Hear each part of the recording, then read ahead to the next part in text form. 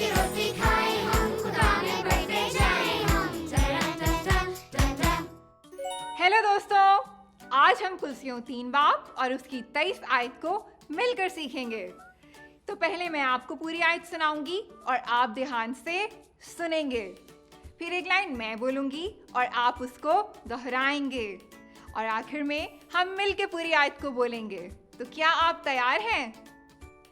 अब मैं आपको पूरी आयत सुनाऊंगी और आप ध्यान से सुनेंगे।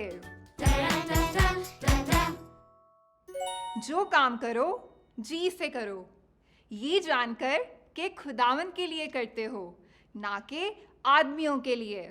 कुर्सियों 3 बाब 23 आयत।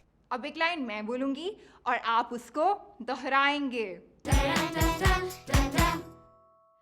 जो काम करो जी से करो, ये जानकर कि खुदावन के लिए करते हो,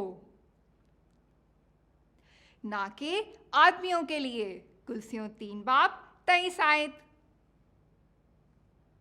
क्या बात है दोस्तों, आप सबने तो इस आयत को बहुत जल्दी सीख लिया।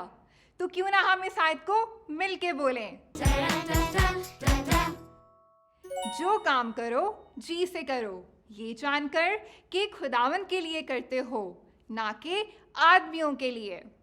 कुर्सियों 3 बाब 23 आयत। वाह दोस्तों, आज आपने मेरे साथ मिलकर बाइबल की एक नई आयत को सीखा। इस आयत को हमेशा याद रखें और दोस्तों को भी सिखाएं। अगली दफा मिलेंगे और एक साथ सीखेंगे बाइबल से एक नई आयत। तब तक के लिए बाय बाय। रोज की रोटी खाए हम, खुदा में बढ़ते जाए